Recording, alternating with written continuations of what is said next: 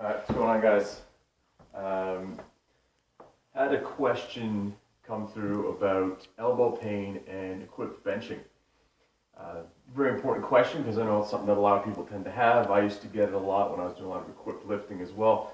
Something we need to consider is that unless we've had a direct trauma to the elbow, is it actually an elbow issue, or is it something that we're seeing maybe referred downstream from something at the shoulder?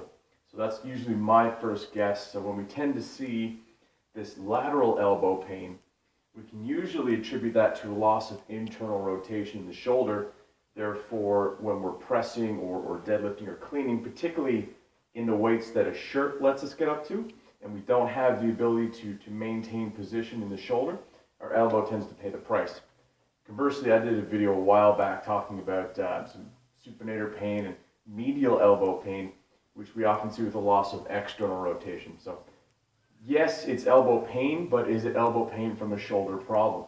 So my first port of call with these types of issues is to assess the shoulder.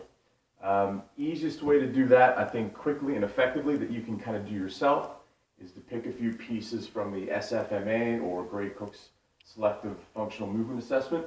Quick, easy way to screen shoulder rotation. So if we want to screen the ability to internally rotate the shoulder, what we're trying to do is just get to the inferior angle of our opposite shoulder blade, which is that bony bit there that pops out. Now you should be able to do that without compensation strategies. The one you'll often see is that, yeah, I can get there, no problem, but that shoulder will dump forward in the socket, come right forward and get there. You should be able to keep that in a nice neutral position and then come up to do it without seeing any of that type of movement. If you're getting that, first port of call there would be, hey, let's loosen up the pec. So get your lacrosse ball in there, pop into the wall, get some soft tissue work. Again, pick what you want there, but that would be my first bet.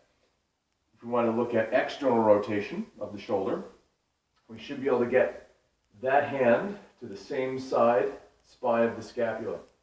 So that's basically the top bony border of your shoulder blade. We'll run right across there.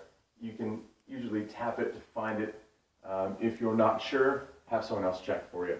It's just the bony ridge at the top. Similarly, you should be able to get to that point without compensation strategies. Now, I might not be totally there.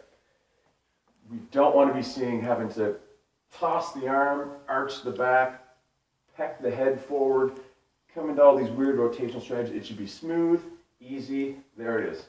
If you're not getting that, we need to start thinking, hey, maybe let's loosen up this lat component, this lat teres major blend that's going to haul us into internal rotation and prevent that rotation outwards. So that's where I would begin for that stuff. The other thing we need to be careful of is neck referral. So you may have a downstream tendon problem, things like that, but if it's really sensitive or you're having other symptoms like pins and needles in the hands, numbness, neck pain, it may be an issue coming somewhere from your brachial plexus, which is just that nerve bundle that runs out of your cervical spine down to this part of the shoulder.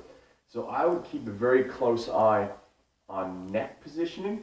Do we have a shoulder that's maybe more downsloped on that side, tractioning some of those nerves, stirring up elbow pain, or are we really shrugged up through there and really tight, and that's causing some downstream pain as well. So monitor hand symptoms and severity through the elbow. If this is something that you feel is too irritable or too painful for just a little bit of benching, you know, it's really sore, but you haven't actually had any trauma to it, go get that checked out.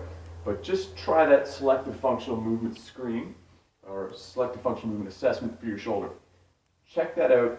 If you're lacking there, I mean, there's fantastic research for all those movement screens that it correlates to higher injury. Very important stuff. So check that out. Go have someone look at it. If you're not sure, you can just Google that stuff to get all the grade standards for what you're looking at. You know, you want to be able to train the way you want to train. So I hope that helps, guys. Go screen your shoulders and help your elbows.